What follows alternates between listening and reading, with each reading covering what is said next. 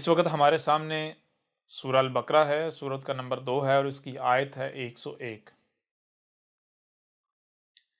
یہ آیت اپنے آپ میں انتہائی اہم ہے اور اس آیت میں ایسے راز ہیں، ایسی بات کی گئی ہے جو کہ چونکا دینے والی ہے۔ اس آیت میں دہلا دینے والے راز پوشیدہ ہیں جو کہ آج آپ کے اوپر کھول کر واضح کرتے ہیں۔ اگر شروع میں محسن بات کی جائے تو وہ یہ ہے کہ اس آیت میں یہ بتایا گیا کہ خود کو مسلمان کہلوانے والے ان کے آخر میں نہ صرف ایک رسول آئے گا بلکہ یہ بھی بتایا گیا کہ اس رسول سے قبل کچھ آئیں گے جو کہ کذاب ہوں گے۔ پھر اس آیت میں یہ بھی واضح کیا کہ وہ جو کذاب ہوں گے ان کے ساتھ کیا رویہ اپنایا جائے گا، ان کی پہچان کیا ہوگی، اور اس کے برعکس یہ بھی واضح کر دیا گیا کہ وہ جو رب کا بھیجا ہوا رسول آئے گا اس کی پہچان کیا ہوگی، اور پھر اس کے ساتھ جن کی طرف اسے بھیجا جائے گا یعنی خود کو مسلمان کہلوانے والے وہ اس کے ساتھ کیسا یا کیا رویہ اپنائیں گے۔ اب اگر ہم ظاہر کو دیکھیں تو ظاہر میں ایسا کچھ آپ کو نظر نہیں آئے گا جو باتیں ہم نے کی، لیکن جب باطن کو دیکھا جائے گا تو پھر یہ بات بالکل کھل کر واضح ہو جائے گی کہ ہاں واقعتاً جو کہا گیا ہے وہ اس آیت میں موجود ہے۔ یعنی یہاں پر ایک سوال پیدا ہو سکتا ہے، مثال کے طور پر احمد عیسیٰ صاحب آپ جو ہے، یا احمد عیسیٰ تم یہ جو بات کر رہے ہو ہمیں کسی ترجمے میں نہیں ملتی، ہمیں کسی تفسیر میں نہیں ملتی، یہ تم پہلی بار کہہ رہے ہو یا یہ بات بتا رہے ہو کہ آیت میں یہ لکھا ہوا ہے۔ اگر آیت میں ایسا لکھا ہوا ہوتا یا ایسا لکھا ہوا ہو تو پھر آج تک کسی کو نظر کیوں نہ آیا؟ آج تم واحد ایسے ہو جسے نظر آیا، تم سے پہلے کسی کو نظر کیوں نہیں آیا؟ تو چیز یہ ہے کہ جتنے بھی اعتراضات اٹھائے جائیں، جتنے بھی سوالات اٹھائے جائیں، تو جتنے بھی اعتراضات اٹھائے جائیں تو ایسا نہیں ہے کہ کسی اعتراض کا جواب نہیں یا کسی سوال کا جواب نہیں، بلکہ نہ صرف جو کہا گیا یہ اس آیت میں موجود ہے، بلکہ جو بھی اعتراض اٹھایا جائے گا یا جو بھی اعتراض اٹھایا جائے، جو بھی سوال اٹھایا جائے، ہر اعتراض کا، ہر سوال کا، ہر لحاظ سے تسلی بخش جواب موجود ہے۔ مثال کے طور پر دیکھیں، سب سے پہلی بات یہ ہے کہ جو بات کی اس آیت کے اندر ایک رسول کے آنے کا ذکر کیا گیا ہے، اور نہ صرف اس رسول کے آنے کا ذکر کیا گیا بلکہ اس رسول کے آنے سے پہلے کچھ کذاب آئیں گے اور ان کی پہچان کیا ہوگی، ان کے ساتھ کیا رویہ اپنایا جائے گا، اس کا ذکر ہے۔ پھر اس کے علاوہ وہ جو رسول آئے گا وہ کب آئے گا، اس کی پہچان کیا ہوگی، اس کے ساتھ کیا رویہ اپنایا جائے گا، یہ بھی اس آیت میں موجود ہے۔ اب سوال یہ پیدا ہوتا ہے کہ اگر یہ سب موجود ہے تو بھئی آج تک نظر کیوں نہ آیا، اور آج آپ کو یعنی احمد عیسیٰ کو ہی کیوں نظر آیا، کیسے نظر آیا؟ تو سب سے پہلے آتے ہیں اس کے اوپر، پھر اس کے بعد جو ہے وہ آگے بڑھتے ہیں، تفصیل کے ساتھ جو ہے وہ ہر پہلو سے اس آیت کو کھول کے آپ کے اوپر واضح کرتے ہیں۔ دیکھیں، سب سے پہلی بات تو یہ ہے کہ جو بھی آپ قرآن سے منسوب کرتے ہیں، آپ کسی ترجمے میں پڑھیں یا آپ تفسیر میں پڑھیں یا کوئی بھی آپ کو قرآن سے منسوب کر کے کوئی بھی بات بتاتا ہے، تو سب سے پہلے آپ کو یہ علم ہونا چاہیے کہ کیا اس کو قرآن کا علم ہے، یا کیا آپ جانتے ہیں کہ یہ قرآن کیا ہے۔ باقی ساری باتیں اگر ایک لمحے کے لیے سائڈ پہ رکھی جائیں، سب سے پہلے اس نقطے کے اوپر آ جائیں، اس بات کے اوپر آ جائیں جو آپ خود یعنی جتنے بھی خود کو مسلمان کہلوانے والے ہیں، ہر مسلمان یہ تسلیم کرتا ہے، یہ مانتا ہے کہ یہ قرآن جو ہے یہ اللہ کا، یہ خدا کا بھیجا ہوا ہے، یہ اللہ کا اتارا ہوا ہے، رب العالمین کا اتارا ہوا، ہمارے خالق و مالک کا اتارا ہوا ہے۔ تو جب آپ یہ مانتے ہیں کہ یہ قرآن جو ہے آپ کے خالق و مالک رب العالمین کا اتارا ہوا ہے، تو پھر آپ کو یہ بھی علم ہونا چاہیے کہ آپ کا رب کیا ہے، یا کم از کم کیسے کام کرتا ہے، اس کا کام جو ہوتا ہے وہ کیسا ہوتا ہے۔ تو اللہ کیا ہے، ایشور کیا ہے، رب العالمین کیا ہے، ہمارا خالق و مالک کیا ہے، کیسا ہے، وہ چلو وہ بات کی بات، ہم اس کی تفصیل میں ابھی فی الحال نہیں جاتے، لیکن کم از کم ہم ایسا کریں، یعنی اگر ہم نے یہ جاننا ہے کہ ہمارا خالق و مالک کیسے کام کرتا ہے، کس طرح کام کرتا ہے، تو ہمیں ایسا کرنا چاہیے کہ کوئی ایسا کام، کوئی ایسی شے جس کے بارے میں ہمیں یقین ہو وہ ہمارے خالق و مالک کا ہے، تو ہم ایسا کریں، اس کام کو، اس شے کو سامنے رکھیں، اس میں تحقیق کریں، غور کریں۔ جب ہم اس میں غور کریں گے تو ہمارے اوپر واضح ہو جائے گا کہ بھائی ہمارے خالق و مالک کے کام کرنے کا طریقہ کار کیا ہے، اس کے قوانین کیا ہیں، اس کے اسلوب کیا ہیں، وہ جو ہے ہمارے سامنے کھل کر واضح ہو جائے گا۔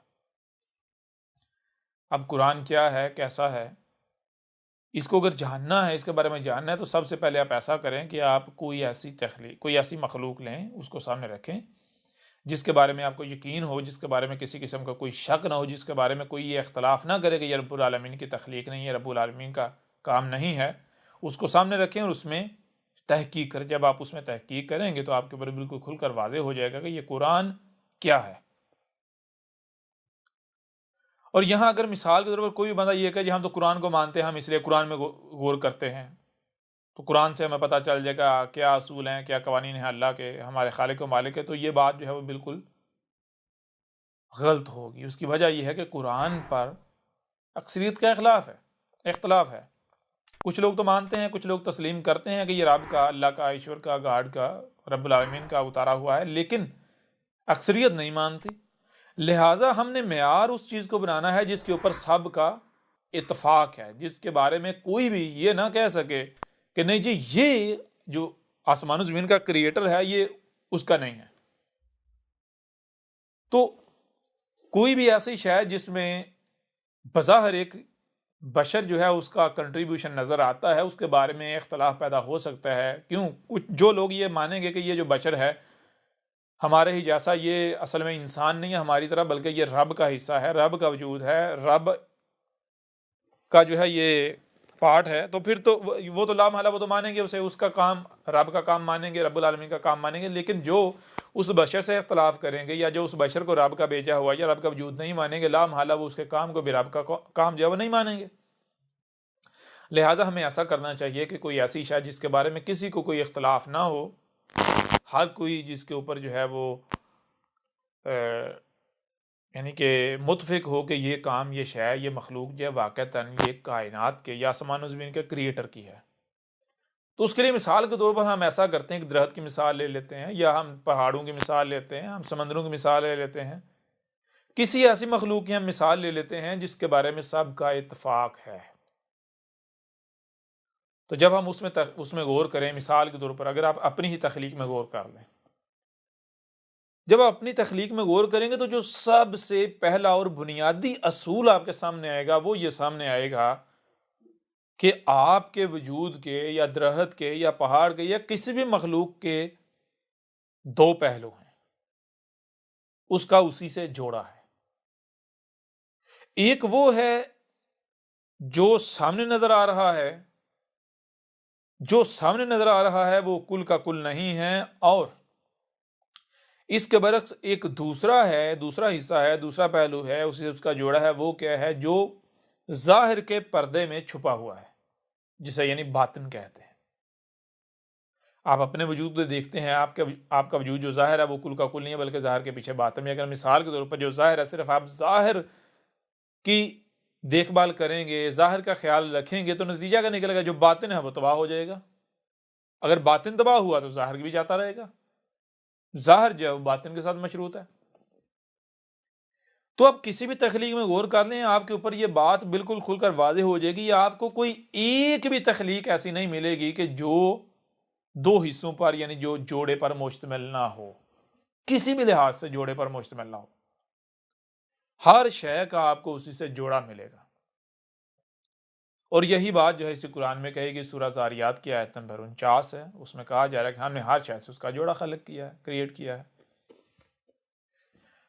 لہٰذا یہ قانون، یہ اصول ہمارے سامنے آتا ہے کہ جو رب العالمین ہے، جو آسمان و زمین کا کریٹر ہے، اس کا ایک اصول ہے، ایک قانون ہے، وہ یہ ہے کہ وہ جو بھی کام کرتا ہے وہ دو پہلوؤں سے کرتا ہے۔ اس نے ہر شے سے اس کا جوڑا بنایا ہے۔ اور یہی آج سے 14 صدیہ قبل محمد نے بھی کہا کہ جان لو تمہارا رب جو ہے وہ اور نہیں ہے۔ اور کسے کہتے ہیں؟ اور کہتے ہیں ون سائڈڈ، یک طرفہ، ایک ہی پہلو والا۔ بلکہ تمہارا رب کیا ہے؟ تمہارے رب نے ہر شے سے اس کا جوڑا خلق کیا ہے، اس نے دو پہلو تخلیق کیے ہیں، دونوں پہلو سے مکمل کام کرتا ہے، پرفیکٹ کرتا ہے۔ اب جب یہ قانون، یہ اصول ہمارے اوپر واضح ہو گیا یا آپ کے اوپر واضح ہو گیا، اور پھر آپ مانتے ہیں کہ یہ قرآن جو ہے یہ رب کا بھیجا ہوا ہے، آسمان و زمین کے کریٹر کا اتارا ہوا ہے، تو پھر لا محالہ آپ کو یہ بات تسلیم کرنا پڑے گی کہ یہ جو قرآن ہے اس کا بھی اسی سے جوڑا ہے۔ یعنی ایک تو وہ ہے جو آپ کو سامنے نظر آ رہا ہے، جو سامنے نظر آ رہا ہے یہ کل کا کل نہیں ہے، بلکہ یہ اس کا ایک حصہ ہے، یہ اس کا ایک پہلو ہے۔ اگر آپ اس بات کو تسلیم نہیں کرتے، یعنی اگر آپ جو ظاہر ہے اسے کل کا کل مانتے ہوئے اس کے پیچھے چل پڑتے ہیں، جو ظاہر ہے اسی کے پیچھے چل پڑتے ہیں، اسی کو اصل اور مکمل مان لیتے ہیں، تو پھر اس کا نتیجہ کیا نکلے گا؟ اس کو ایک آپ چھوٹی سی مثال سے سمجھ لیں۔ مثال کے طور پر اگر کوئی شخص اپنی آنکھوں سے دیکھتا ہے کہ سورج جو ہے وہ اوپر نکل رہا ہے، طلوع ہو رہا ہے، کمان کی مان سفر کر رہا ہے، پھر وہ نیچے ڈوب رہا ہے۔ اب اگر کوئی اس منظر کو جو اس نے اپنی آنکھوں سے دیکھا اسے حق مان لیتا ہے، سچ مان لیتا ہے، تو کیا وہ ہدایت یافتہ ہوگا یا ہدایت پائے گا، یا وہ اپنی بات میں سچا ہوگا؟ اگر اس کے پیچھے کوئی چلتا ہے، اس کی بات مانتا ہے، تو کیا اس کو کل کو ذلت اور رسوائی کا سامنا نہیں کرنا پڑے گا؟ یا آپ دیکھیں، آپ اپنی آنکھوں سے دیکھتے ہیں زمین چپٹی ہے، آپ اپنی آنکھوں سے دیکھتے ہیں زمین ٹھہری ہوئی ہے، کیا حقیقت یہی ہے جو ظاہر نظر آ رہا ہے؟ تو آج کسی کو بھی یہ بات بتانے کی ضرورت نہیں ہے، ہر کوئی جانتا ہے کہ نہ صرف یہ جو ہم اپنی آنکھوں سے دیکھ رہے ہیں، یعنی جو ظاہر ہے، سورج کا سفر کرتے ہوئے نظر آنا زمین کے گرد، زمین کا ٹھہرے ہوئے یا چپٹا نظر آنا، یہ حقیقت نہیں ہے۔ حقیقت اس کے بالکل برعکس ہے، یعنی 180 ڈگری الٹ ہے، اس کے بالکل برعکس ہے۔ بالکل اسی طرح اگر کوئی قرآن کا یعنی جو قرآن جو سامنے ہے اس کو لے کر چلتا ہے، اس کے پیچھے پڑتا ہے، اس کو سچ مان لیتا ہے، اس کو حق مان لیتا ہے، جو ظاہر ہے اس کو کل کا کل مان لیتا ہے،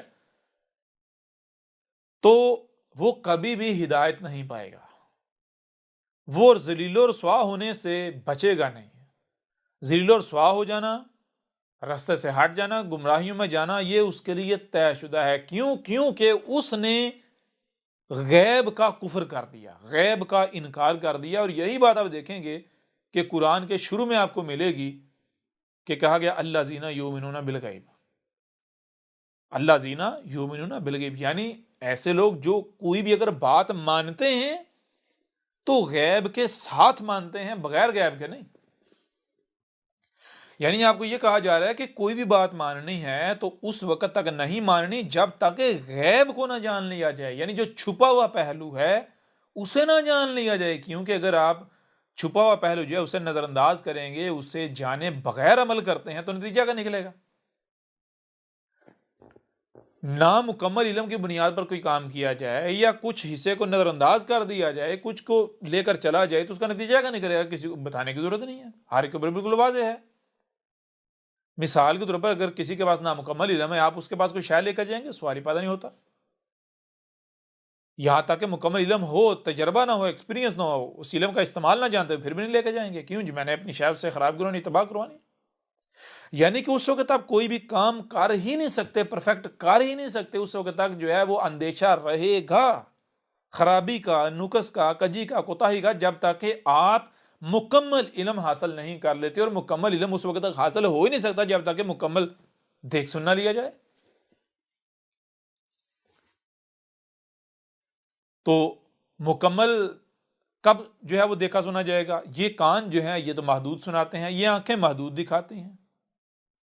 بہت کچھ ایسا ہے جو ان کانوں سے سنا نہیں جا سکتا، بہت کچھ ایسا ہے جو ان آنکھوں سے دیکھا نہیں جا سکتا۔ تو پھر جو ان کانوں سے ان آنکھوں سے سنا اور دیکھا نہیں جا سکتا، اس تک رسائی کیسے حاصل کی جائے گی؟ تو اس کے لیے پھر آپ کے قلوب میں یعنی آپ کے سینوں میں دل رکھے گئے، دل لگایا گیا، دل میں وہ صلاحیت رکھی ہے، یعنی دل وہ سننے دیکھنے کی صلاحیت رکھتا ہے، وہ سمجھنے کی صلاحیت رکھتا ہے جو آپ ان سر کے کانوں، آنکھوں اور دماغ سے سمجھ نہیں سکتے۔ یعنی یہ سر جو سن دیکھ اور سمجھ نہیں سکتا، وہ دل سنتا دیکھتا اور سمجھتا ہے۔ یعنی آپ کو پتا نا ہر چیز اس کا جوڑا ہے۔ تو جب رب نے ظاہر اور باطن کریٹ کیا ہے تو پھر ایسا کیسے ممکن ہے کہ رب ایک ایسی کائنات میں آپ کو وجود میں لا رہا ہے، ایسی جگہ پر آپ کو وجود میں لا رہا ہے جہاں ظاہر اور باطن ہے، تو آپ کو وہ صرف یک طرفہ بنائے، صرف ظاہر دیکھنے والا، ظاہر سننے والا بنائے؟ کیسا ممکن ہے؟ رب جب آپ کو ایک ایسی جگہ پر وجود میں لا رہا ہے جہاں صرف ظاہر نہیں بلکہ ظاہر کے ساتھ باطن ہے، تو پھر لا محالہ رب کے اوپر لازم ہے کہ رب آپ کو نہ صرف ظاہر بلکہ باطن بھی سننے دیکھنے والا بنائے۔ تو رب نے آپ کو نہ صرف ظاہر بلکہ باطن سننے دیکھنے والا بنایا، تخلیق کیا۔ اسی کا آپ دیکھیں گے پورے قرآن میں ذکر ہے، اور یہی بار بار اس قرآن میں کہا، کیا کہا کہ وہ لوگ اموات ہیں، مردہ ہیں، وہ لوگ قبروں میں ہیں، وہ لوگ یعنی ان سے تو چوپائے یا جانور بہتر ہیں، وہ لوگ قرادہ ہے، خنازیر ہیں، یعنی سور و خنازیر ہیں، گدھے ہیں، کہ جو صرف سر کی آنکھوں سے دیکھتے ہیں، سر کے کانوں سے سنتے ہیں، جن کے دل مردہ ہیں۔ قرآن بار بار یہ بات کہہ رہا ہے کہ اندھے وہ نہیں ہیں جن کی یہ سر کی آنکھیں نہیں ہوتی، نہیں، بلکہ اندھے وہ ہیں جن کے سینوں میں دل اندھے ہو جاتے ہیں، دل ہیں سینوں میں جو اندھے ہو جاتے ہیں۔ اموات وہ نہیں ہیں جو گھڑوں میں پڑے ہوئے ہیں، نہیں، بلکہ اموات وہ ہیں جن کے دل مردہ ہیں۔ قبروں میں وہ نہیں ہیں جو گھڑوں میں جن کو تم دفناتے ہو، نہیں، قبروں میں وہ ہیں جن کے دل مردہ ہیں۔ کیوں؟ کیونکہ دل آپ کو وہ سناتا ہے، وہ دکھاتا ہے، وہ بتاتا ہے جو آپ کا سر آپ کو نہیں دکھاتا، سناتا اور بتاتا۔ تو اس وجہ سے یہ دیکھیں، سب سے پہلی بات تو یہ ہے، یہ آپ کے اوپر واضح ہو جانا چاہیے کہ یہ جو قرآن ہے، اگر تو آپ مانتے ہیں یہ رب کا اتارا ہوا ہے، تو پھر اس کے دو پہلو ہیں، ایک اس کا ظاہر ہے اور ایک اس کا باطن ہے۔ باطن جو ہے اسے عربوں کی زبان میں غیب کہا گیا۔ اب اگر کوئی غیب کو نظر انداز کرتا ہے، غیب کا کفر کرتا ہے، تو پھر وہ ہدایت پائے گا؟ اسی قرآن سے پوچھ لیں۔ غیب کا انکار کرنے والے یا غیب کا کفر کرنے والے، غیب کو نظر انداز کرنے والوں کا انجام کیا ہے، یا وہ کیسے ہوتے ہیں، کیا کرتے ہیں، کہاں جاتے ہیں؟ وہ قرآن نے بالکل واضح کر دیا، وہ ہدایت پا نہیں سکتے، وہ ان کا مقدر گمراہی ہے، ذلت و رسوائی ہے۔ تو اس لیے دیکھیں کہ اس آیت میں اگر آپ ظاہر کو دیکھتے ہیں تو ظاہر تو ظاہری بات ہے، آپ کو آنکھیں وہی دکھائیں گی جو سیاہی سے لکھا ہوا نظر آ رہا ہے، آپ کے کان وہی سنائیں گے جو کوئی اس ظاہر کو دیکھ کر جو ہے آپ کو پڑھ کے سنائے گا۔ دماغ تو آپ کو یہی نتیجہ دے گا، دماغ آپ کو کہاں بتائے گا کہ اس کے اندر اس کے علاوہ کچھ اور بھی ہے؟ وہ جو چھپا ہوا ہے اگر وہ دیکھنا ہے تو اس کے لیے آپ کے پاس پوشیدہ دیکھنے والی آنکھیں بھی ہونی چاہیے، یعنی آپ کا جو دل ہے وہ زندہ ہونا چاہیے، دل حیا ہونا چاہیے۔ دل کیسے زندہ ہوتا ہے، کیسے حیا ہوتا ہے، یہ بعد میں جب ہم صیام کے اوپر بات کریں گے اس میں ڈیٹیل سے بات کریں گے، لیکن یہاں جو بات اہم ہے اسی کے اوپر رہیں گے، وہ یہ کہ اگر کوئی یہ کہتا ہے جی احمد صاحب جو بات آپ کر رہے ہیں یہ ہمیں تو نظر نہیں آ رہی، تو بھائی آپ کو نظر کیسے آئے گی؟ آپ تو رب کے قانون میں اموات ہیں، آپ تو قبر میں پڑے ہوئے ہیں، آپ تو رب کے قانون میں اندھے ہیں۔ جو آپ دیکھ رہے ہیں یہ تو کسی کو، ہر ایک کو نظر آ رہا ہے۔ اصل دیکھنا وہ ہے جو ان آنکھوں سے دکھائی نہ دے، اصل سننا وہ ہے جو ان کانوں سے نہیں سنائی دیتا، ٹھیک ہے نا؟ وہ یعنی غیب، چھپا ہوا دوسرا پہلو۔ تو پھر اسی دیکھیں، اسی قرآن کے لیے آپ اگر دیکھیں، اسی قرآن میں دیکھیں تو اس قرآن میں سورہ زمر ہے، اس کی آیت نمبر 23 ہے، اس میں کیا کہا کہ اس میں یہی بات کہے گی، اللہ نزل احسن الحدیث کتابا متشابہا مثانی، یعنی اس آیت میں کہا گیا اللہ نے کیا اتارا تھا، اللہ نے جو اتارا تھا کیا اتارا تھا؟ متشابہن اتارا تھا۔ متشابہن کا مطلب کہ اللہ یہ کہہ رہا ہے، اللہ کہہ رہا ہے جو میں نے اتارا تھا وہ یہ تھا کہ اس کے دو پہلو ہیں. ایک تو وہ جو ظاہر ہے، ظاہر کل کا کل نہیں ہے، بلکہ اس کے برعکس اس کے ساتھ اس کا باطن بھی ہے، چھپا ہوا پہلو. تو وہ جو چھپا ہوا پہلو ہے اس کا علم رب کہہ رہا ہے وہ میرے پاس ہے، میرے علاوہ کسی کے پاس نہیں ہے، اور اس وقت تک یعنی کہ وہ علم سامنے نہیں آئے گا جب تک میں سامنے لاؤں گا نہیں. یعنی یہی بات قرآن میں اور مقامات پر وہ پہلو سے واضح کر دی گئی، وہ یہ کہ جان لو قرآن جو ہے اس کے دو پہلو ہیں. ایک تو وہ جو تمہارے سامنے ہے، یہ جو سامنے ہے یہ کل کا کل نہیں ہے. ایک اس کا باطن بھی ہے، اور باطن کیا ہے وہ ہم نے چھپا دیا ہوا ہے. اس کا علم کس کے پاس؟ اس کا علم ہمارے پاس ہے، یعنی رب کے پاس. رب کے علاوہ کسی کے پاس علم نہیں ہے، اور رب اس کا علم سامنے لائے گا. کب سامنے لائے گا؟ کیسے لائے گا؟ جب جیسے اس کا قانون ہے. رب العزیز الحکیم ہے. رب کوئی بھی کام کرتا ہے اس کے وقت پر کرتا ہے، وقت سے نہ ہی لمحہ بھر پہلے کرتا ہے، نہ ہی اس میں تاخیر کرتا ہے. تو رب نے اسی قرآن میں یہ بات بالکل واضح کر دی کہ اس قرآن میں کیا ہے، اس قرآن میں اس کے نزول سے لے کر ساتھ کے قیام تک کی تاریخ ہے تک کا ذکر ہے. یعنی اس قرآن کے نزول کے بعد جو کچھ بھی ہونا تھا یا جو کچھ بھی ہونا ہے وہ سب کا سب ذکر ہے. اور پھر یہ بتا دیا کہ وہ ذکر کیسے ہے، وہ جو قرآن کے پہلے لوگ گزر چکے ان کی مسلوں سے ہے. یعنی اس قرآن میں ان لوگوں کا ذکر نہیں کیا جا رہا بلکہ ان کی مسلوں سے بعض والوں کا ذکر کیا جا رہا ہے. اور پھر ایک اور چیز بتائی وہ یہ کہ اس وقت تک کوئی ایک بھی آیت بیان ہوگی نہیں، واضح ہوگی نہیں. رب اس وقت تک کسی آیت کو بیان کرے گا نہیں جب تک کہ اس کا مستقر یعنی اس کا وقت نہیں آ جاتا. لہذا اس لیے اگر کوئی یہ اعتراض کرتا ہے جی اے احمد عیسیٰ اس آیت میں آپ کو یہ چیزیں نظر آئیں پہلی دفعہ، اس سے پہلے کسی کو کیوں نہیں نظر آیا اگر ایسا ہے تو بھائی اس کا جواب یہ ہے جس آیت کے بیان ہونے کا وقت ہی آج ہے، جس آیت کا مستقر ہی آج ہے، یہ آیت سے پہلے بیان کیسے ہو سکتی تھی؟ جس آیت کا علم ہی رب نے آج دینا قدر میں کیا تھا، آج بیان کرنا قدر میں کیا تھا، تو اس سے پہلے اگر کوئی یہ دعویٰ کرتا ہے کہ بھائی میں جانتا ہوں اس آیت میں کیا لکھا ہوا ہے، تو یہ تو اس سے سوال بنتا ہے کہ جب کوئی بھی آیت اس سے پہلے یعنی کہ جب تک اس کا مستقر نہیں آتا، اس کا وقت نہیں آتا، اس سے پہلے بیان نہیں ہو سکتی، تو نے کیسے بیان کر لی؟ یہ تو اس سے پوچھنا چاہیے. تو نے جو اس آیت سے سمجھا یہ کیسے ٹھیک ہو سکتا ہے، کیسے سمجھ لیا؟ تجھے کس نے بتایا؟ کیا تجھے اللہ نے بتایا؟ رب نے بتایا؟ کیا اس آیت کے بیان ہونے کا مستقر آ چکا ہے، اس کا وقت آ چکا؟ یہ تو ایسے لوگوں سے سوال کرنا چاہیے کہ تم نے 14 صدیوں تک ہمیں الو کیوں بنائے رکھا کہ جن آیات کا مستقر آج 14 صدیہ بعد ہے تمہارے آباء و اجداد نے کیسا بیان کر لیں؟ اس طرح یہ ایک نہیں بہت سارے سوالات ہیں، لیکن یہاں جو بات آپ کو بتائی جا رہی ہے، آپ کے اوپر واضح کی جا رہی ہے، وہ بات یہ واضح کی جا رہی ہے کہ اگر احمد عیسیٰ ایک ایسی بات کر رہا ہے جو آپ کہتے ہیں جی یہ بالکل نہیں ہے، اس سے پہلے نہ ہم نے سنی نہ ہمارے آباء و اجداد نے سنی، تو ظاہر بات ہے یہی تو حق ہونے کی پہچان ہے. جس آیت نے بیان ہی آج ہونا تھا، ظاہر بات ہے اس کے بارے میں آج سے پہلے کوئی بتا کیسے سکتا ہے؟ اور جب اس آیت کے بیان ہونے کا وقت آنا تھا، اس وقت جب بات کی جائے گی، جب اسے بیان کیا جائے گا، تو ہر ایک لیے نئی ہوگی نا وہ بات. یہی تو حق کی پہچان ہے. تو اب آئیں اس آیت کی طرف. اس آیت میں دیکھیں کیا بات کی. سب سے پہلا جو اصول ہے، قانون ہے وہ ذہن میں رکھنا ہے، ہر شخص اس کا جوڑا ہے. تو یہ ولما جاءہم رسول من عند اللہ، کہا جا رہا ہے وا اور لا کا ما جو، یعنی کہ کہا کہ وہ جو جس رسول کے بھیجے جانے کا ہم نے وعدہ کیا، جس رسول کی بعثت کا ہم نے وعدہ کیا تھا، جاءہم ان میں انہی سے آ گیا رسول تو کہاں سے آیا ہے؟ من عند اللہ، اللہ کے ہاں سے آیا ہے.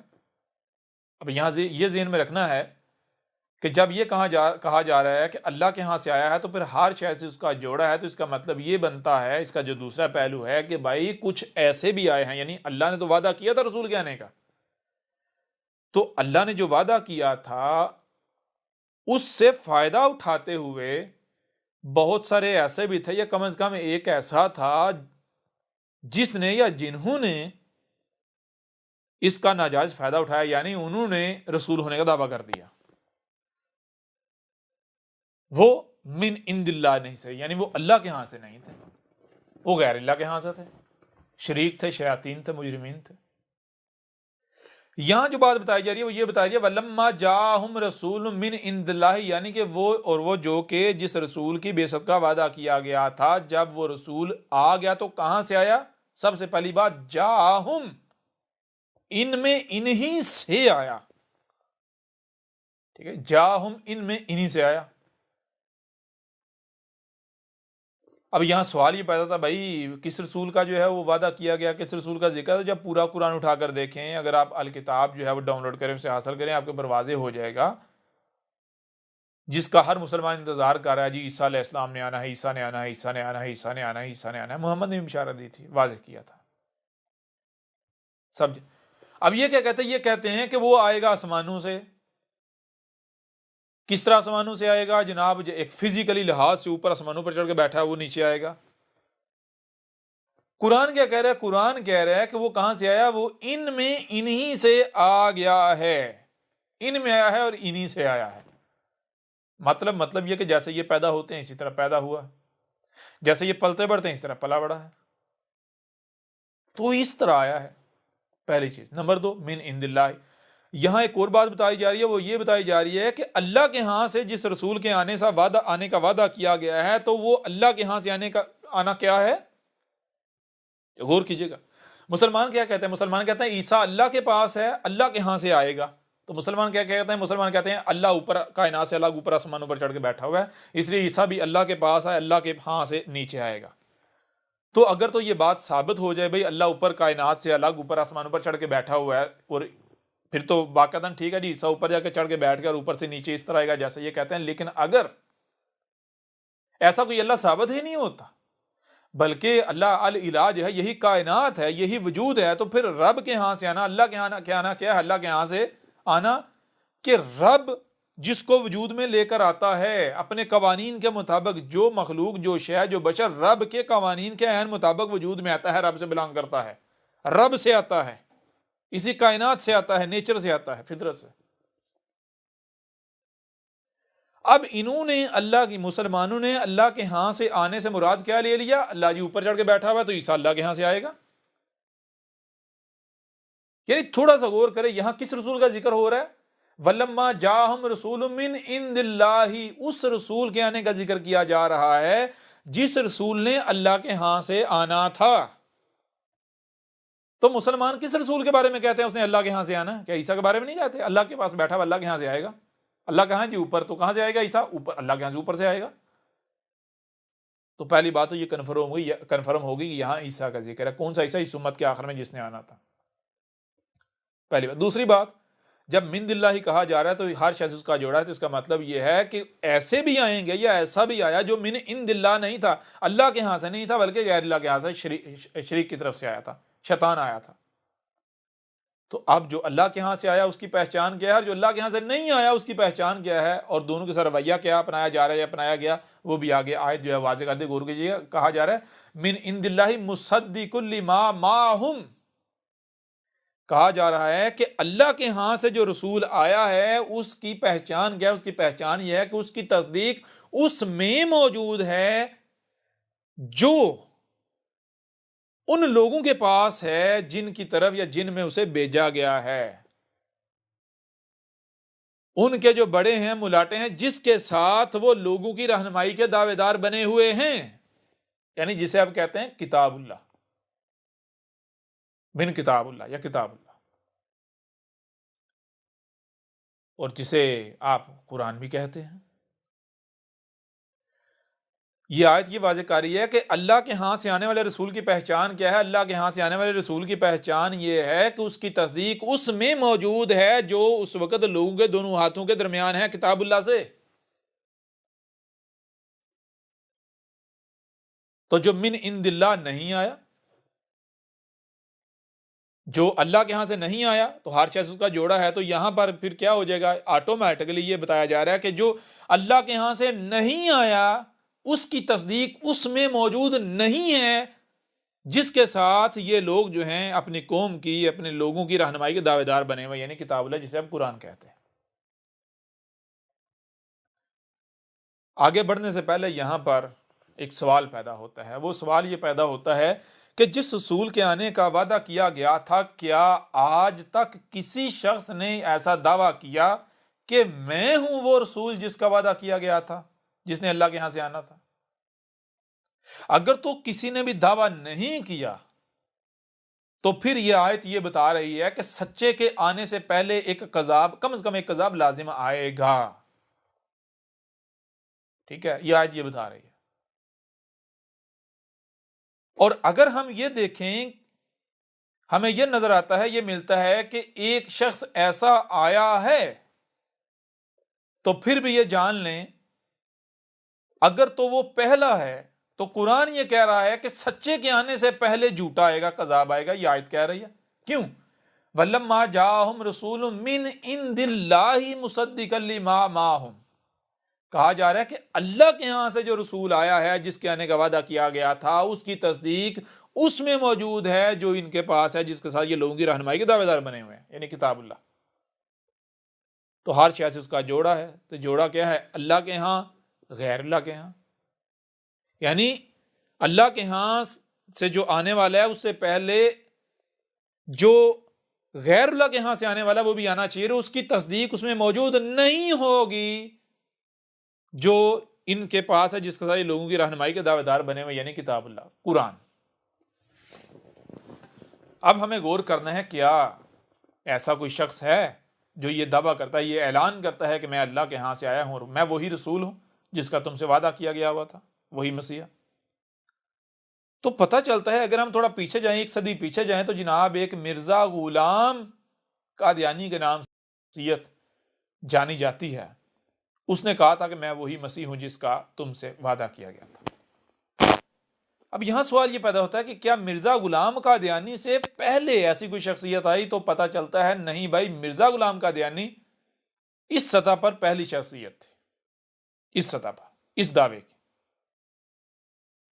لہذا اگر تو مرزا غلام قادیانی اس لحاظ سے، اس حوالے سے، یعنی کہ وہ پہلی شخصیت ثابت ہو جاتی ہے یا پہلے والے میں ثابت ہو جاتی ہے، تو وہ تو قرآن کی شاید کی روح سے تو آٹومیٹکلی کذاب ثابت ہو جاتا ہے۔ لیکن دیکھنا یہ ہے کہ کیا سچا تو نہیں، یعنی اس کے علاوہ ہو سکتا ہے اوروں نے بھی اس سے پہلے دعویٰ کیے ہوئے، ہمارے علم میں نہ ہو، اس سے پہلے کذاب آ چکے ہوئے ہوں۔ تو چلو اگر اس کو بھی دیکھنا ہے، یعنی اس کو بھی دیکھنا ہے کہ ہو سکتا ہے ہمارے علم میں نہ ہو، اس سے یہ پہلا نہ ہو بلکہ اس سے پہلے بھی آ چکے ہوں، تو پھر دوسری شرط یہ ہے، یعنی اس کے سچا ہونے کی، اگر وہ یہاں پر ہمیں فرق، یعنی فرق لگتا ہے، یہاں پر مسئلہ پیش آتا ہے اس کی پہچاننے میں، دوسری پہچان یہ بتائی کہ دیکھو کیا اس کی تصدیق اس میں موجود ہے جو تمہارے دونوں ہاتھوں کے درمیان موجود ہے، کتاب اللہ سے، یعنی یہ جو قرآن ہے جس کے ساتھ ہم لوگوں کی رہنمائی کے دعوے دار بنے ہوئے، کیا اس قرآن میں اس کی تصدیق موجود ہے؟ کیوں اس قرآن میں تصدیق موجود ہے؟ کیوں کہ یہ قرآن کیا ہے؟ اللہ نزل احسن الحدیث، اللہ نے اتارا تھا، کیا اتارا تھا؟ اس قرآن کے نزول سے لے کر بعد جو کچھ، اس کے بعد جو کچھ بھی ہونا ہے وہ سب کا سب اتارا تھا یہ اس قرآن میں۔ تو آج اگر کوئی آتا ہے تو اس کا ذکر قرآن میں ہونا چاہیے، موجود ہونا چاہیے۔ تو اب اگر دیکھا جائے قرآن کو اٹھا کر تو پتہ چلتا ہے جناب مرزا غلام قادیانی کی پورے قرآن میں کہیں بھی تصدیق موجود نہیں ہے، بلکہ قرآن اسے جو کذاب ہیں، جو مجرمین ہیں، ان کی فہرست میں لا کھڑا کرتا ہے۔ اور اگر کسی کو شک ہو تو احمد عیسیٰ کی الکتاب اٹھا کے دیکھ لے، ڈاکومنٹری ہے، اسے دیکھ لے، شک دور ہو جائے گا۔ اور اگر کسی کو لگتا ہے نہیں جی مرزا غلام قادیانی سچا تھا، تو پھر احمد عیسیٰ تو کھل کر کہتا ہے چیلنج ہے بھائی، آ جائیں، ایسے میدان میں آ جائیں، پتہ چل جاتا ہے کیسے سچا ثابت کرتے ہیں۔ بہرحال اب یہاں تک دو باتیں، پہلی بات کہ ایک رسول کے آنے کا وعدہ کیا گیا، اللہ کے ہاں سے آنے کا وعدہ کیا گیا۔ پھر اگلی بات، اس کی پہچان کیا ہوگی؟ پہچان یہ ہوگی کہ جب اللہ کے ہاں سے آنے کا کہا گیا تو لا محالہ اس سے پہلے ایسے بھی ہوں گے جو اللہ کے ہاں سے نہیں آئیں گے، یعنی غیر اللہ کے ہاں سے بھی آئیں گے۔ پھر جو دوسری بات ہے وہ یہ کہ سچے کی پہچان یہ ہوگی کہ اس کی تصدیق اس میں موجود ہوگی جو لوگوں کے دونوں ہاتھوں کے درمیان ہوگا، کتاب اللہ سے۔ اور جھوٹے کی پہچان یہ ہوگی، کذاب کی پہچان یہ ہوگی کہ قرآن جو ہے اس کی تصدیق نہیں کرے گا، قرآن میں اس کی تصدیق موجود نہیں ہوگی، بلکہ قرآن اسے کذاب ثابت کر دے گا۔ اچھا اب ایک اور بات ہے، وہ آیت میں آگے بڑھیں، آگے کیا ہے، آگے بتا جا رہا ہے نبذ فریق من الذین اوتوا الکتاب. یہاں ایک اور بات بتائی، وہ یہ بات بتائی جا رہی ہے کہ اللہ کے ہاں سے جس رسول نے آنا ہے، جس کا وعدہ کیا گیا ہے، وہ تب آئے گا جب کیا ہے، نبذ فریق، یعنی کہ جب خود کو مسلمان کہلوانے والے، جن کو الکتاب دی گئی، یہ جو خود کو مسلمان کہلوانے والے، یہ فرقہ در فرقہ مختلف گروہوں میں تقسیم ہو چکے ہوئے ہوں گے اور ایک دوسرے کے دشمن ہوں گے. یعنی فرقہ در فرقہ جو ہے یہ تقسیم میں پڑے ہوئے ہوں گے، تقسیم در تقسیم ہو چکے ہوئے ہوں گے فرقہ در فرقہ، اور ایک دوسرے کی گردنیں مار رہے ہوں گے، ایک دوسرے کے اوپر فتوے لگا رہے ہوں گے، جی میں ہی حق پر ہوں، ہم ہی حق پر ہیں، باقی سب باطل ہیں، باقی سب غلط ہیں. جب ایسی حالت ہوگی تو اب آگے بڑھنے سے پہلے یہاں سوال یہ پیدا ہوتا ہے کہ کیا جب مرزا غلام قادیانی آیا، کیا اس وقت یہ حالت تھی؟ تو پتہ چلتا ہے بھائی بہت سارے فرقے تو ایسے ہیں جو مرزا غلام قادیانی کے بعد وجود میں آئے ہیں. اتنی فرقہ پرستی اس وقت نہیں تھی جتنی فرقہ پرستی غلام قادیانی کے بعد ہے. حالانکہ رسول جب آتا ہے تو کیا ہوتا ہے، رسول کے آنے کے بعد فرقہ پرستی سب کچھ ختم ہو جاتا ہے. اگر یہ سچا ہوتا تو فرقہ پرستیاں سب ختم ہو جانی چاہیے تھی، ایک امت وجود میں آ جانی چاہیے تھی. یہاں معاملہ کیا ہے، اس کو گزرے ہوئے بھی صدی گزر گئی تو نہ فرقہ پرستیاں ختم ہوئی ہیں، بلکہ ختم تو نہ تو دور کی بات ہے، مزید فرقہ پرستیاں بڑھ گئیں، اور جو اس کو ماننے کے دعوے دار ہیں وہ خود بھی فرقہ در فرقہ تقسیم ہے. بڑا عجیب قسم کا رسول آیا. تو یہاں بھی قرآن جو ہے اس کی تردید کر رہا ہے، اس کا کذاب ہونا ثابت کر رہا ہے. تو اس کے پھر تھوڑا آگے بڑھیں تو آگے یہ بتایا قرآن یہ بتایا نبذ فریق من الذین اوتوا الکتاب کتاب اللہ وراء ظہورہم کأنہم لا یعلمون. یہ بتایا جا رہا ہے کہ اللہ کے ہاں سے جو رسول آیا ہے تو اس وقت معاملہ یہ ہے کہ جن میں بھیجا گیا ہے یہ خود کو مسلمان کہلوانے والے، ایک تو یہ فرقہ در فرقہ گروہ در گروہ تقسیم ہے، اور نمبر دو ان میں وہ یہاں تک کہ وہ گروہ جو یہ اس چیز کا دعویٰ دار ہیں کہ ہمارے پاس الکتاب ہے، ہمارے پاس کتاب اللہ ہے، ہمارے پاس کتاب اللہ ہے، یعنی کہ جو کتاب اللہ کے دعوے دار ہیں.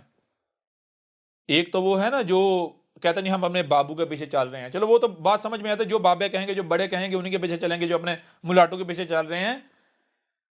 لیکن ایسے گروہ بھی موجود ہیں جو گروہ کتاب اللہ کے دعوے دار ہیں، جو کہتے ہیں ہم تو بھائی کتاب اللہ سے رہنمائی لیتے ہیں، ہم تو کتاب اللہ کی اطاعت و اتباع کرتے ہیں، ہمارے لیے تو کتاب اللہ سب کچھ ہے. تو جب سچا آیا ہے تو باقی رہ گئے، ان کی تو کوئی اہمیت و حیثیت نہیں، کوئی اوقات نہیں اپنے بڑوں کے پیچھے چلنے میں. جو کتاب اللہ کے دعوے دار ہیں وہ بھی رسول کے مقابلے پر ان کا معاملہ کیا ہے، انہوں نے کتاب اللہ کو پیچھے پھینکا اور خود ظاہر ہو گئے، اپنے آپ کو ظاہر کر لیا، اپنے آپ کو پیش کر رہے ہیں، اور ایسے جیسے کہ انہیں بتایا نہیں جا رہا، علم ہی نہیں دیا جا رہا.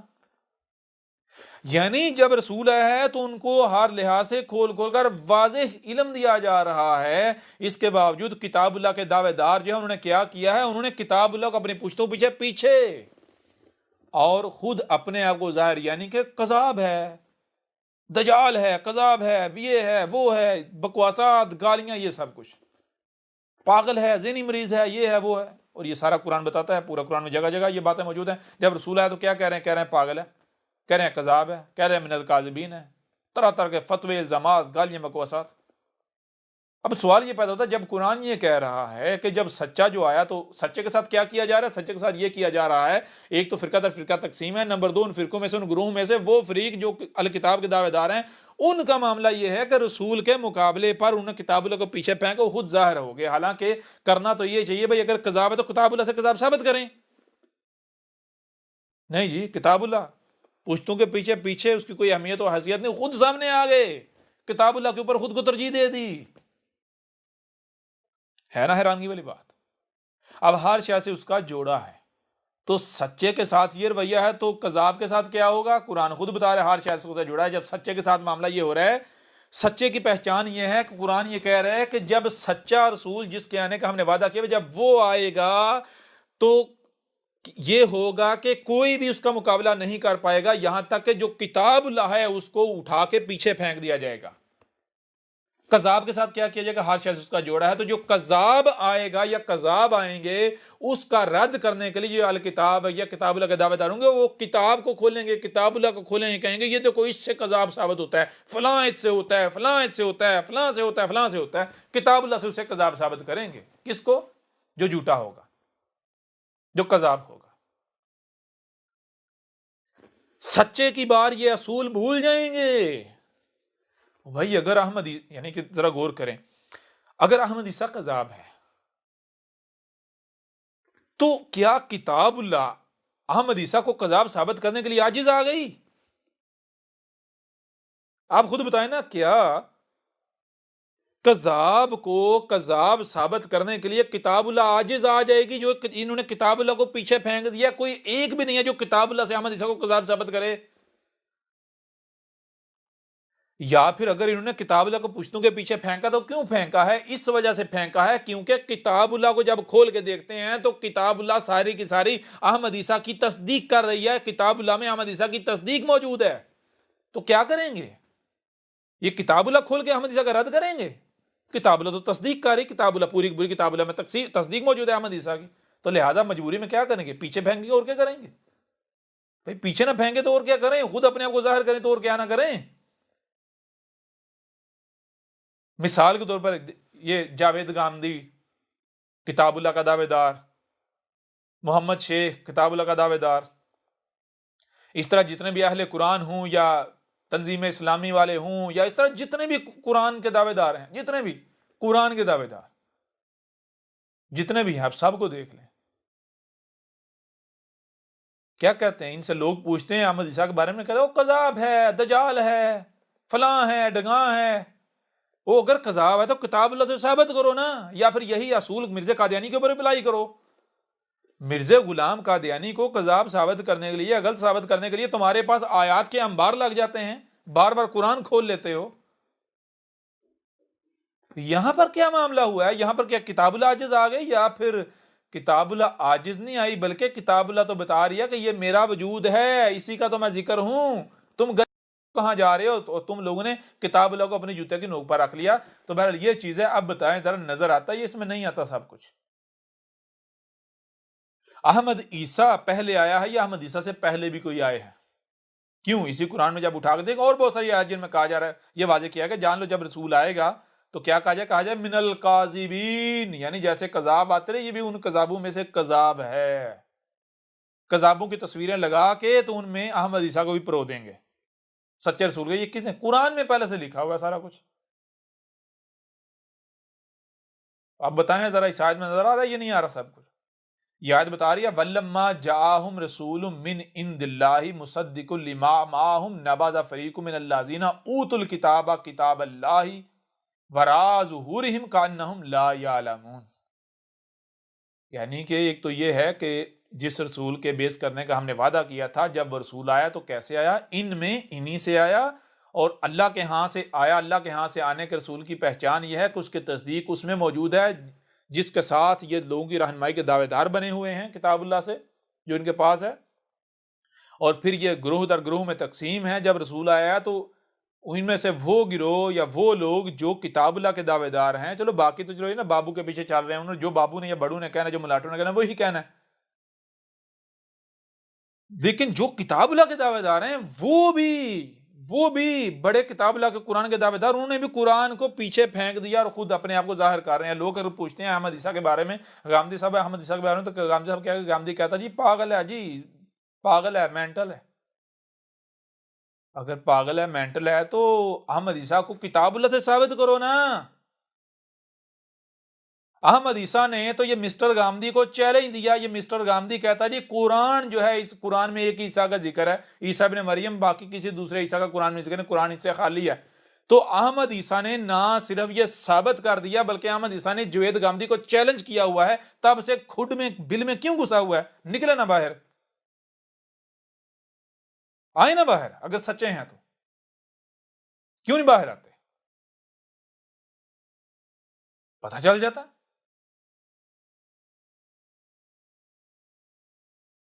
اگر یہ سچے ہیں سامنے آئیں کہ احمد عیسیٰ نے ہر لحاظ سے دو ٹوک یہ کھول کر واضح نہیں کر دیا کہ قرآن جو ہے وہ آسن الحدیث ہے، قرآن اپنے نزول سے لے کر بعد تک کی تاریخ ہے، جو کچھ بعد میں ہونا تھا جو آج ہو رہا ہے اس کا ذکر قرآن میں موجود ہے، نمبر ایک۔ نمبر دو، وہ جو گزشتہ اقوام گزر چکی قرآن میں ان کا ذکر نہیں، بلکہ ان کو تو سلف کر دیا، گزرا ہوا کر دیا، نہ صرف سلف بلکہ مسل کر دیا، اس لیے قرآن میں ان کی مسلوں سے تمہارا ذکر ہے۔ نمبر تین، کوئی ایک بھی آیت اس وقت تک بیان ہو ہی نہیں سکتی جب تک کہ وہ ایونٹ، وہ حادثہ، وہ واقعہ ہو نہیں جاتا۔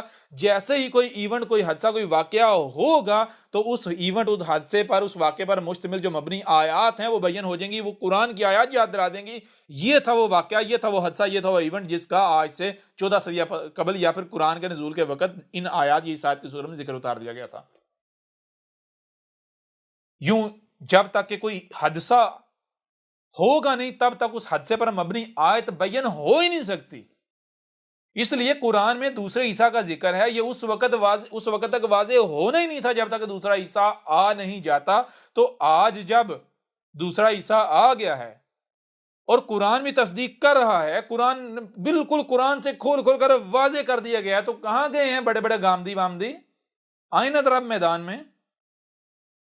یعنی اس سے واضح کچھ ہو سکتا ہے؟ مثال کے طور پر ایک شخص ہے، ایک مقام پر کہتا ہے جی، کیا کہتا ہے جی میرے بعد رسول آئیں گے۔ کیا وہی شخص دوسرے مقام پر یہ کہہ سکتا ہے کس کا انتظار کر رہے ہو؟ سب کا سب آ چکا ہے، کچھ بھی نہیں آئے گا، اساد کی تمام اشرات آ چکی، اب میرے بعد سوائے اساد کے کچھ نہیں آئے گا، سب کا سب آ چکا؟ کیا یہ ایک شخصیت ہو سکتی؟ عیسیٰ ابن مریم کہتا ہے، سورہ الصف کو اٹھا کر دیکھیں، سورہ الصف کی آیت نمبر 6 میں عیسیٰ ابن مریم کہتا ہے میرے بعد رسول آئیں گے، اور اس کے علاوہ کہا کہ میرے بعد، یعنی کہا کہ اساد کی اشرات آئیں گی میرے بعد آئیں گی۔ کون کہہ رہا ہے؟ عیسیٰ ابن مریم، سورہ زخرف میں ہے، کیا ہے؟ عیسیٰ کہہ رہا ہے، عیسیٰ ابن مریم نے، عیسیٰ کون سا عیسیٰ؟ کہا کہ ابن مریم کی مسل عیسیٰ، ابن مریم کو سلف کر دیا گیا، نظر سلف بلکہ مسل کر دیا گیا بعد والے کے لیے، اس لیے ابن مریم کی مسل عیسیٰ جو ہے وہ کہہ رہا ہے، وہ کیا کہہ رہا ہے؟ وہ کہہ رہا ہے کس کا انتظار کر رہے ہو؟ اساد کی اشرات کا انتظار کر رہے ہو؟ وہ سب کی سب آ چکی، میں نے کھول کے رکھ دی، جس میں تم اختلاف میں پڑے تو میں نے سب کچھ کھول کے رکھ دیا، میرے بعد کیا آئے گا؟ میرے بعد سوائے اساد کے کچھ نہیں رہ گیا۔ تو کیا یہ ایک شخصیت ہو سکتی؟ مسٹر گاندھی یہ نظر نہیں آیا آپ کو؟ چلو اب تو علم دے دیا گیا نا، چلو پہلے تو یہ ہے نا، یہی کہا جائے کأنہم لا یعلمون، یعنی کہ یہ الکتاب کے دعوے دار اس طرح کتاب اللہ کو انہوں نے پیچھے پھینکے خود اپنے آپ کو ظاہر کر رہے ہیں، اپنا آپ جو ہے اس کا ظہور کر رہے ہیں، جیسے کہ ان کو علم دیا ہی نہیں جا رہا۔ اور چلو پہلے تو یہ ہے نا کہ دوسرے عیسیٰ والی آیات بیان کرنے کا وقت ہی نہیں آیا تھا، تو بندے کے پاس عذر ہے، بہانہ ہے، اللہ تو نے آیات بیان نہیں کی تھی، ہمیں پتہ ہی نہیں تھا دوسرے عیسیٰ کے بارے میں، آیات بیان ہی نہیں تھی۔ لیکن آج جب آیات کے نہ صرف بیان ہونے کا وقت آ گیا، آیات کو بیان کر دیا گیا، عیسیٰ آ گیا، علم دیے جا رہے ہیں، اس کے باوجود بلوں میں گھسے ہوئے ہیں، اس سے بڑا کوئی جرم ہو سکتا ہے؟ ان سے بڑے کوئی مجرم اور ہو سکتے ہیں؟ مسٹر گامدی بہت آسان ہے یہ فتویٰ لگانا کہ یہ پاگل ہے، احمد عیسیٰ پاگل ہے، مینٹل ہے۔ مزہ تب ہے جب احمد عیسیٰ کو مینٹل ثابت کر، البتہ احمد عیسیٰ نے مسٹر گامدی اور مسٹر گامدی جتنے بھی ہیں سب کے سب کو کذاب، مکار، دجال، فراڈی ثابت کر دیا، مشرک ثابت کر دیا۔ اب بہرحال تھوڑا انتظار کرنا، آگے چل کے تمہارے ایک نظریے اور عقیدے کے پر نہ صرف پرخچے اڑائیں گے بلکہ تمہاری جو دانشوری ہے نا، دانشوری، اس کا ایک ٹانکا اکھاڑیں گے ہم بتائیں گے نہ تجھے رب کا پتا، نہ تجھے دین کا پتا، تجھے کسی چیز کا نہیں پتا، تو انتہائی خرافاتی شخص ہے، انتہائی خرافاتی، کسی چیز کا نہیں علم، تو رب العالمین کے اوپر اتنے بڑے بڑے بہتان باندھتا ہے کہ شرم آتی ہے۔ نہ جانے کس طرح تو جرت کرتا ہے اتنے بڑے بڑے بہتان رب العالمین کے اوپر باندھتا ہے، جو تو کس طرح باندھ لیتا ہے، اور جو رب ہے تو اس کے ساتھ دشمنی کر رہا ہے، لوگوں پر دشمنی پر ابھار رہا ہے، اور جس کا کوئی وجود نہیں اس کو رب بنا کر بیٹھا ہوا ہے۔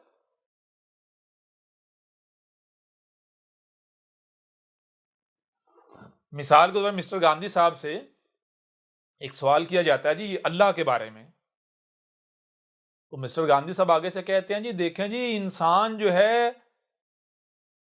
کائنات یعنی کہ کائنات تو اس کی عقل میں آ نہیں سکی، تو اس کائنات کا بنانے والا کیسے اس کی عقل میں آ سکتا ہے؟ اس لیے اللہ کے بارے میں سوچنا فضول ہے، اس کے پیچھے پڑنا فضول ہے۔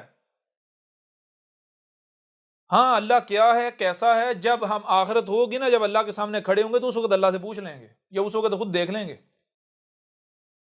یعنی یہ کہہ رہے کہ تم رب کے پیچھے نہ پڑو، رب کو نہ جانو۔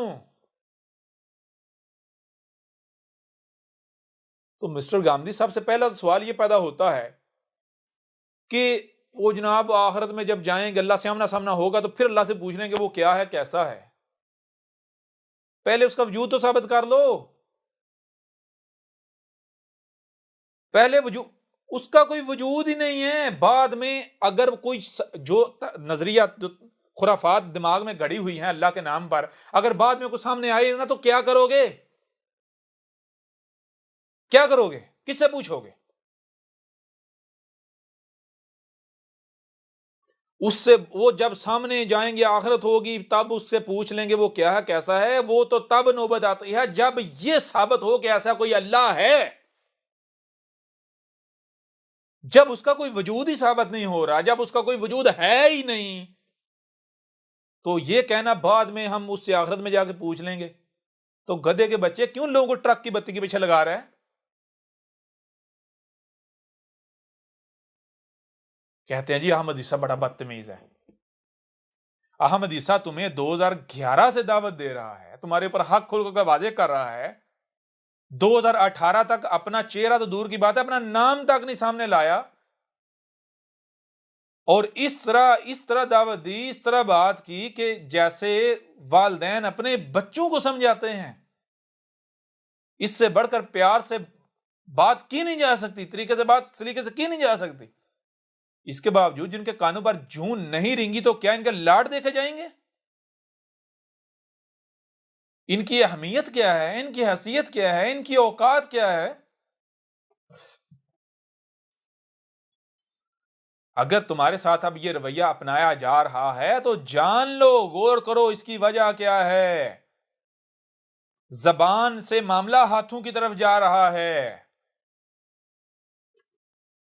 جب ابتدا ہوتی ہے پیار سے سمجھایا جاتا ہے، ایک بار، دو بار، تین بار، جب بار بار پیار سے کوئی نہیں سمجھتا تو ایک حد ہوتی ہے، ہاتھوں کو چلانے سے پہلے پھر تھوڑا غصے سے جذبات سے سمجھایا جاتا ہے تاکہ ابھی بھی وقت ہے، باز آ جاؤ سمجھ جاؤ، تھوڑا غصے کا اظہار کیا جاتا ہے۔ اگر پھر بھی کسی کو سمجھ نہیں آتا تو پھر ڈنڈا اٹھا لیا جاتا ہے، تو یہ ڈنڈا اٹھانے سے، ہاتھ کو حرکت میں لانے سے پہلے کا وقت ہے۔ ہاں اگر جنہیں اس رویے سے تکلیف ہوتی ہے تو پریشان، آگے دیکھ لو کہ آگے ہوتا کیا ہے، ساری سمجھ آ جائے گی، ہر چیز سمجھ آ رہی ہے۔ بہرحال یہ چیز ہے کہ اس آیت میں آپ کے اوپر یہ راز بالکل کھول کر واضح کر دیے گئے۔ پہلی بات، رب کی طرف سے جو ہے رسول کے آنے کا وعدہ کیا تھا، یہ جو دروازہ بند کر کے بیٹھے ہوئے ہیں ان کی ختم نبوت بھی اس آیت سے ان کا جو ہے بیڑا غرق ہو جاتا ہے، ان کی ختم نبوت نامی بت جو ہے وہ چاک ہو جاتا ہے، پاش پاش ہو جاتا ہے۔ کیوں؟ یہاں کہا جائے ولما جاءہم رسول،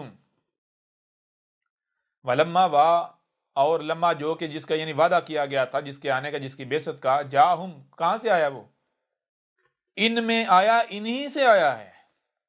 رسول من سے عند اللہ، اللہ کے ہاں سے آیا ہے۔ ہر شخص کا جوڑا ہے تو یعنی یہ بھی بتایا جا رہا ہے ان میں انہی سے آئے ہیں، غیر اللہ سے بھی آئے ہیں اس سے پہلے۔ لیکن آیا کیا ہے؟ مصدق لما معہم، تو جو اللہ کے ہاں سے آیا اس کی تصدیق اس میں موجود ہے، جو ان کے دونوں ہاتھوں کے درمیان ہے، جس کے ساتھ یہ لوگوں کی رہنمائی کے دعوے دار ہیں یہ ملاٹے۔ نبذ فریق من الذین اوتوا الکتاب کتاب اللہ وراء ظہورہم کأنہم لا یعلمون۔ تو ایک تو چیز یہ ہے کہ اس وقت گروہ دار فرقہ گروہ میں تقسیم ہے، اور نمبر دو ان میں وہ فریق، وہ گروہ جو کتاب اللہ کا دعوے دار ہے، اس کی حالت یہ ہے اس تک کی۔ باقی تو چلو آپ کو بتایا نا، جو اپنے بڑوں کے پیچھے چلتے ہیں، اکثریت کے پیچھے چلتے ہیں، یا کہتے نہیں ہم جو ہے وہ اپنے بڑوں کے پیچھے چلیں گے، وہ تو سمجھ آتی ہے جی ان کا تو قبلہ ہی وہ ہے، ان کا تو یہ کہنا بنتا ہے جو بھی وہ کہہ رہے ہیں، گالیاں دے رہے ہیں، بکواسات، کیونکہ وہ اپنے بڑوں اباویدات کے بیچارے، لیکن وہ لوگ، وہ گروہ، وہ فریق جو کتاب اللہ کے دعوے دار ہیں، جو کتاب اللہ سے رہنمائی لینے کے دعوے دار ہیں، ان کا بھی معاملہ یہ ہے کہ جب رسول آ گیا ہے، جو کہ سچا رسول جس کا وعدہ کیا گیا ہے، تو وہ لوگ جو کتاب اللہ کے دعوے، انہوں نے کتاب اللہ کو اٹھا کے پیچھے اور خود اپنے آپ کو ظاہر کر رہے ہیں۔ جب لوگ اس رسول کے بارے میں سوال کر رہے ہیں تو آگے سے یہ نہیں کہہ رہے دیکھو جی ہم تو کتاب اللہ سے رہنمائی کے دعوے دار ہیں، اگر کتاب اللہ تصدیق کرتی ہے تو ہم مانتے ہیں، اگر کتاب اللہ تصدیق نہیں کرتی تو یہ کون ہے، ہم کیا جانیں۔ یہ رویہ نہیں کہ اگر لوگ سوال کرتے ہیں تو یہ کہیں بھائی ہم دیکھیں ہم تو کتاب اللہ کے دعوے دار ہیں، اگر کتاب اللہ جو ہے، اگر قرآن جو ہے احمد عیسیٰ کی تصدیق کرتا ہے، اسے سچا کہتا ہے، تو ہماری کیا جرت ہے ہم جو ہے وہ کتاب اللہ کے آگے اپنے آپ کو نہ جھکائیں۔ ایسا رویہ اپنانے کے بجائے الٹا کیا کرتے ہیں، کتاب اللہ کہاں ہے، اب بھول گئے، کتاب اللہ سے رہنمائی کے دعوے دار اب کتاب اللہ کو بھول گئے۔ جب کوئی بھی احمد عیسیٰ کے بارے میں سوال کرتا ہے تو کیا کرتے ہیں، کوئی ان باکس میں کرے، کوئی ای میل کرے، کوئی فون کرے، کوئی میسج کرے، تو جواب کیا آتا ہے، جواب یہ آتا ہے کہ بھئی قذاب ہے، مینٹل ہے، اس کو ہسپتال میں داخل کراؤ، اس کو ماہر نفسیات کی ضرورت ہے۔ یہ جو قذاب آتا ہے ان میں سے قذاب ہے، اور کتاب اللہ پتہ ہی نہیں۔ اگر قذاب ہے تو کتاب اللہ سے ثابت کرو۔ کیسے کریں گے، ان کو پتہ ہے ہم ذلیل و رسوا ہو جائیں گے۔ کتاب اللہ پوری کی پوری احمد عیسیٰ کی تاریخ ہے، احمد عیسیٰ کے ذکر سے بری پڑی ہوئی ہے، احمد عیسیٰ کی تصدیق کر رہی ہے۔ لہذا یہ مسٹر گاندھی ٹائپ جتنے بھی ہیں سب کے سب کو چیلنج ہے، آ جائیں میدان میں، احمد عیسیٰ کو قذاب ثابت کر کے دکھائیں۔ جائیں، اگر آپ نے احمد عیسیٰ کو قذاب ثابت کر دیا، جو انعام کہیں گے اور جو سزا کہیں گے، نہ صرف احمد عیسیٰ وہ انعام دینے کو تیار ہے بلکہ وہ سزا بھگتنے کو بھی تیار ہے۔ اور اگر آپ یہ سمجھتے ہیں کہ چوہے کی طرح یا مینڈک کی طرح بل میں گھسے رہیں گے تو یہ 4 دن شور مچائے گا، اس کے بعد ٹھنڈ ٹھرک ہو جائے گی، سکون ہو جائے گا، معاملہ پھر نارمل ہو جائے، ہماری دکانداریاں چلتی رہیں گی، تو جان لو یہ قذاب نہیں ہے۔ اب تک اگر تم قذاب ثابت نہیں کر پائے تو گدھے کے بچوں کیا ایسے چلتا رہے گا؟ اگر قذاب ہوتا تو ایسے ہی چلتا رہتا، جیسے مرزا قادیانی آیا تھا تو گزر گیا، چلتا رہا، 4 دن شور مچا، گزر گیا، چلتا رہا، آج تک چلتا رہا۔ تو اگر احمد عیسیٰ قذاب ہوگا تو ایسا ہوگا نا جو تم سوچ رہے ہو، اور اگر احمد عیسیٰ قذاب ہوتا تو تم عاجز آ جاتے، جیسے اس وقت مرزا غلام قادیانی کے خلاف مختلف کو اٹھا دیا گیا تھا، رب نے کھڑا کر دیا تھا، کیا آج تمہیں نہ کھڑا کر دیتا؟ کوئی ایک بھی کھڑا ہو پا رہا ہے؟